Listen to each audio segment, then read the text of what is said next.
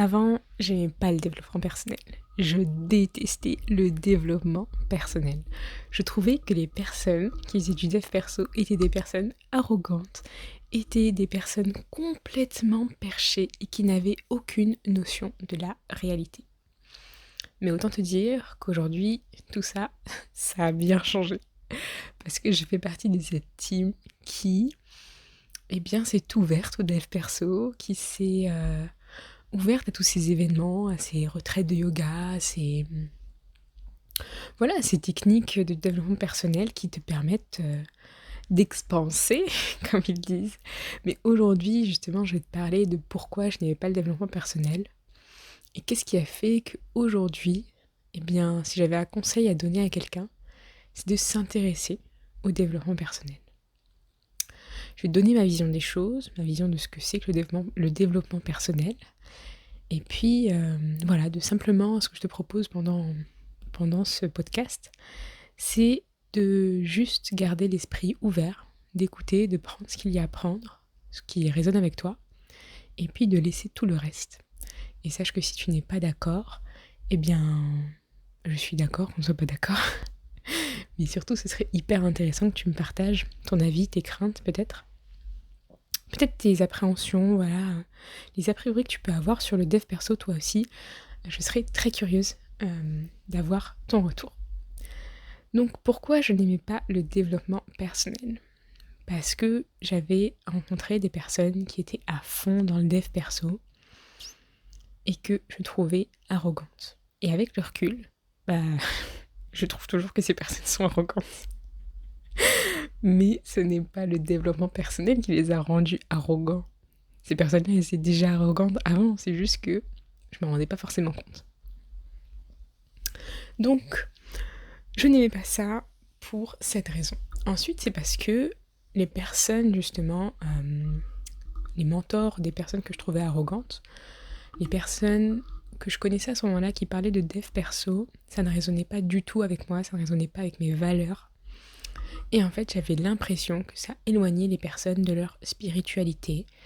Moi, je suis croyante, je suis musulmane, et j'avais vraiment l'impression que le développement personnel les éloignait de Dieu. Et encore une fois, en fait, c'est parce que le message qui avait été transmis, les personnes qui transmettaient ce message, n'étaient pas du tout alignées avec mon système de valeurs, avec ma personne. Donc forcément, le message qu'elles envoyaient ne résonnait pas du tout avec moi. Et je n'étais pas en accord et je ne comprenais pas du tout ces messages. J'étais en désaccord complet. Pour moi, ça déconnectait les personnes d'une réalité et ça pouvait être potentiellement dangereux.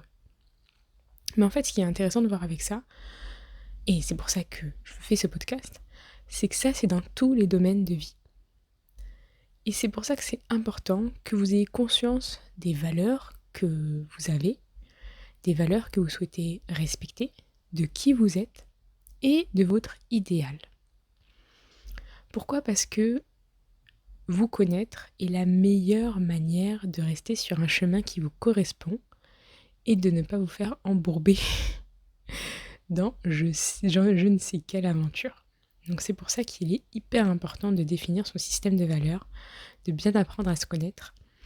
Et je sais qu'on ne peut pas tout de suite voir le lien à présent, mais dans mon programme Envol, c'est ce que j'accompagne les femmes à faire aussi, à se connecter à leur idéal, à qui elles sont vraiment, à qui elles veulent devenir, mais finalement, c'est pas qui elles veulent devenir, c'est plutôt la part d'elles-mêmes qu'elles sont en train d'enfouir en elles, qu'elles n'osent pas révéler. Elle est déjà là, cette part d'elle-même, cette version d'elle. Elle est ici, mais elle ne la laisse pas s'exprimer. Donc ça, c'est ce que je les pousse à faire dans ce programme Envol, parce que c'est la base d'un bien-être de manière générale. Et du coup, ces personnes dans le dev perso ne reflétant pas du tout mon système de valeurs, je ne me retrouvais pas dans leur discours. Et parce que l'idéal qu'elles prônaient n'était pas mon idéal à moi du tout. D'où l'importance, comme je vous le disais, de connaître son idéal. Mais aujourd'hui, mon avis a complètement changé.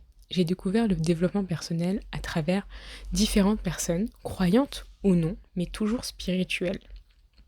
Et en fait, j'ai réussi à adapter ces discours, à en prendre, comme je vous le disais au début du podcast pour vous, à prendre ce qui est résonné en moi, avec moi, pour pouvoir me permettre de m'expandre, d'ouvrir mon esprit, d'ouvrir ma conscience, de me développer spirituellement, de me développer dans ma vie, de me rendre compte de certaines choses également dont je vais vous parler, parce que je vais vous parler de ce que ça m'a permis aussi. Et du coup, j'ai réadapté ce discours à ma personne et à mon système de valeurs. Et surtout, je me suis référée à des personnes qui me ressemblaient, entre guillemets. C'est-à-dire qu'elles avaient elles osaient exprimer une partie d'elles que moi, je n'osais pas encore exprimer. Donc elles m'inspiraient. Le développement personnel, j'ai beaucoup apprécié parce que, en fait, je pensais que ça allait m'éloigner de la spiritualité, de mes croyances. Et en fait, ça ne fait que m'en rapprocher. Et comme je vous le disais, peu importe que ce soit des personnes croyantes ou non croyantes, parce que lorsqu'elles parlent de spiritualité, j'arrive automatiquement, si vous voulez, à faire le parallèle avec mes croyances, ma spiritualité, mes pratiques. Et en tout cas, quand je parle de ma religion, eh bien, il y a beaucoup de choses qui est déjà présentes en termes de développement personnel dedans. Et en fait, ça m'a permis de me reconnecter à cette partie de la religion qui est encore, je trouve, ça commence à arriver, mais qui est encore trop peu abordée. Et pourtant, c'est tellement puissant de pouvoir se reconnecter à ses désirs, de pouvoir croire que tout est possible, qu'on est capable de faire des choses, qu'on est capable de monter des projets, qu'on est capable d'être ambitieux et de pouvoir réaliser ses projets, de pouvoir réaliser ses rêves, de pouvoir passer à l'action, de pouvoir mener une vie qui nous ressemble. Je vais aborder maintenant ce que m'a permis le développement personnel. La chose principale que ça m'a permis, c'est tout simplement de mettre ma vie sur pause, de prendre du recul et de me dire waouh, là, on n'est pas du tout sur le bon chemin.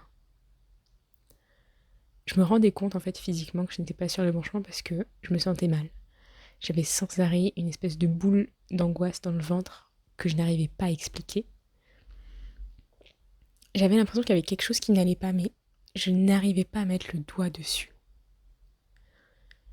J'avais des crampes abdominales absolument horribles. Je m'épuisais au sport, je m'épuisais à suivre un régime alimentaire qui ne me correspondait pas, je comptais mes calories, je perdais du poids à vue d'œil. C'était jamais assez d'ailleurs. J'étais dans un travail qui à la fois me plaisait, mais en fait à la fois ça m'arrivait de finir la journée en pleurant. Et j'essayais comme ça de cocher les cases de la vie. Ok, boulot, ok, un couple stable qui s'est terminé en catastrophe naturelle. Une acné sévère à l'âge adulte qui m'a paru une épreuve insurmontable également. Bref, je me prenais des coups par la vie comme ça, en pensant que c'était juste un destin que je devais subir. Et c'est là où j'avais tout faux. Et c'est là que j'ai pris conscience qu'en réalité, j'étais aussi responsable de mon destin. C'était à moi aussi de prendre conscience de ma vie et de faire les bons choix pour moi. Je ne pouvais pas simplement attendre qu'un destin idéal me tombe du ciel. On a tous une part de responsabilité.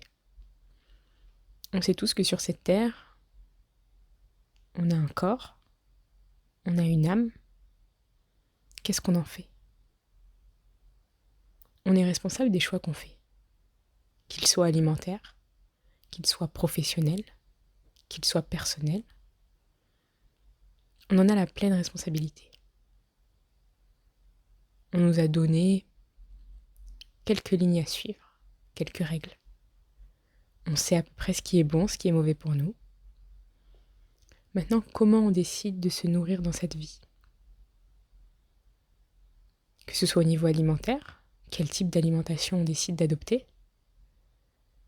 Que ce soit au niveau intellectuel, quel chemin on décide de prendre ? Que ce soit au niveau spirituel, comment on se nourrit spirituellement, croyant ou non ?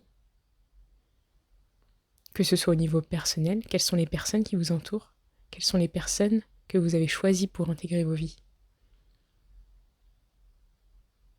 Il n'est pas question de subir quoi que ce soit. Quand on le subit, on le choisit aussi.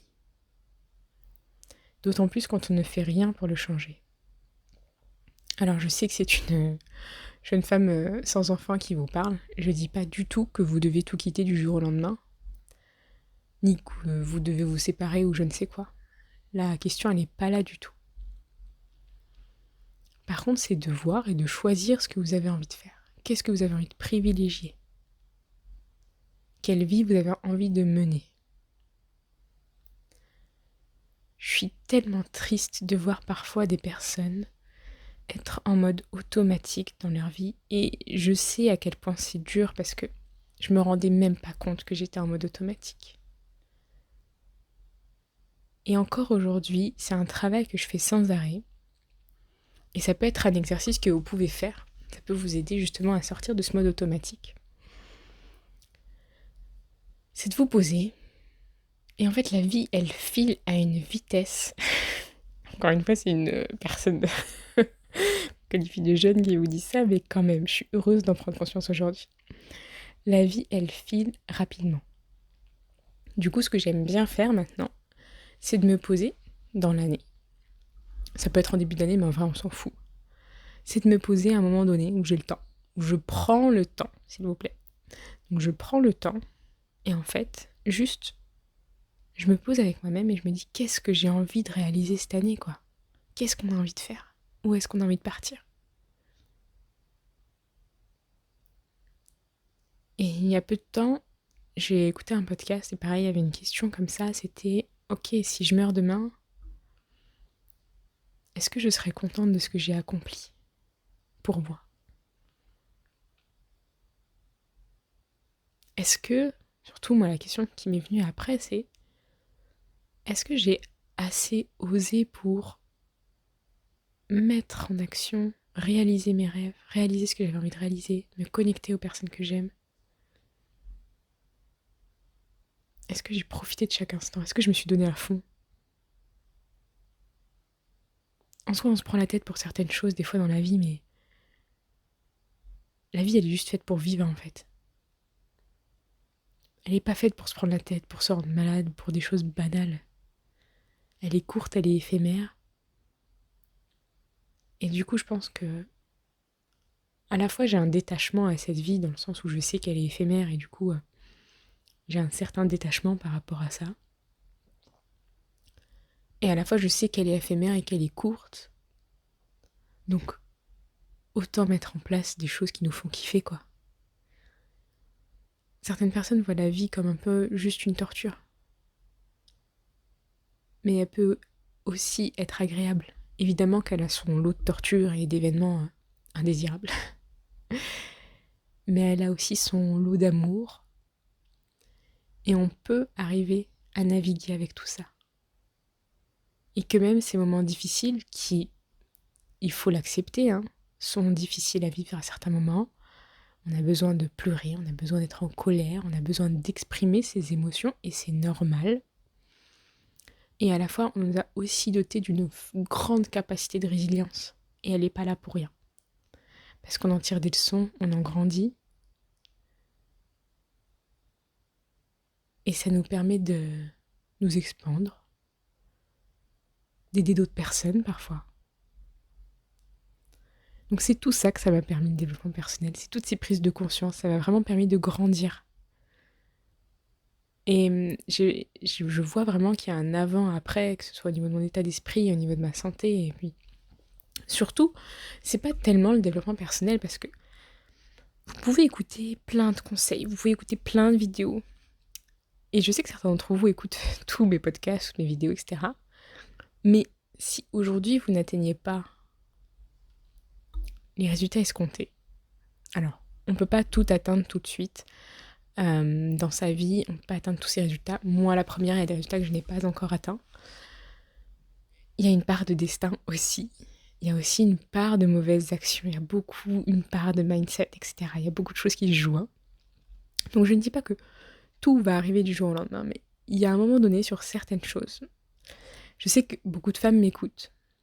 Que la majorité des femmes qui m'écoutent sont des femmes qui ont soit des problèmes de digestion, soit des problèmes de santé, d'acné, des complexes.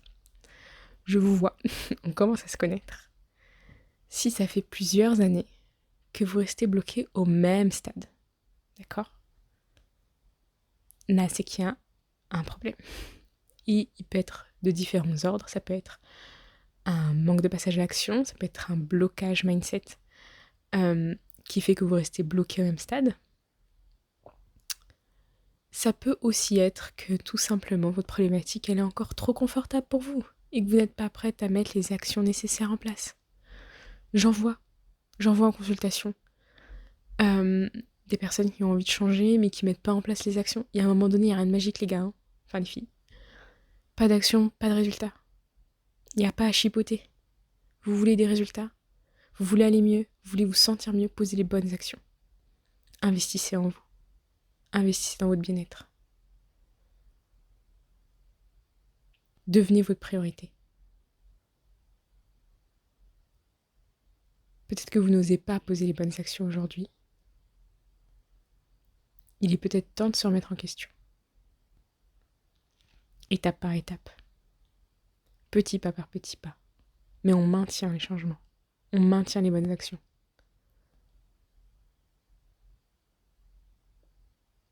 Ne arrêtez de vous trouver des excuses, j'allais dire, ne vous trouvez pas, arrêtez de vous trouver des excuses, parce que vous les trouvez très facilement les excuses.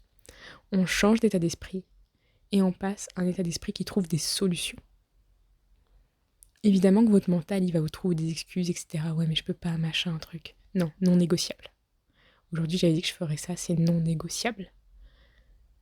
Aujourd'hui, j'ai dit que je ferais ma séance de sport, c'est pas négociable. Ok, j'ai pas 1 heure. Ok, j'ai pas une demi-heure, 15 minutes. Aujourd'hui, j'ai dit que j'allais faire ma cohérence cardiaque. Ah ouais, mais j'ai pas le temps, machin. Je suis dans la voiture, je fais ma cohérence. Je me reconnecte à mon corps. Je reprends les rênes de ma vie, de ma santé, de mon bien-être. C'est ça que ça peut vous apporter aujourd'hui. Si aujourd'hui vous n'appréciez pas le développement personnel, c'est peut-être que vous ne suivez pas les bonnes personnes. C'est peut-être que vous avez une mauvaise définition du développement personnel, c'est peut-être que vous avez une mauvaise idée de ce que c'est. Parce que le développement personnel, il est partout en réalité. Partout. C'est pas suivre quelqu'un, c'est pas lire un bouquin. En fait, c'est juste prendre conscience de sa vie. Mettre pause, prendre du recul, regarder ce qui se passe autour. Est-ce que ça me convient pas? Ok. Qu'est-ce que j'en fais? Voilà. Je suis très heureuse d'avoir fait ce petit podcast. Spontané. Ça faisait longtemps que j'avais pas enregistré comme ça, mais là, ça m'est venu. Je me suis dit, allez hop, on fait ça. Je le mets sur Spotify et puis sur YouTube. Dites-moi ce que vous en avez pensé de cet épisode de podcast. Comment ça résonne en vous. Ça peut être un peu dérangeant, c'est ok. Demandez-vous pourquoi. Qu'est-ce qui vous dérange dans ça aujourd'hui? Vous pouvez me le partager, que ce soit en commentaire ici. Je me ferai un plaisir d'y répondre. Je lis de toute façon les commentaires. En même temps, il n'y en a pas 3000. Mais voilà.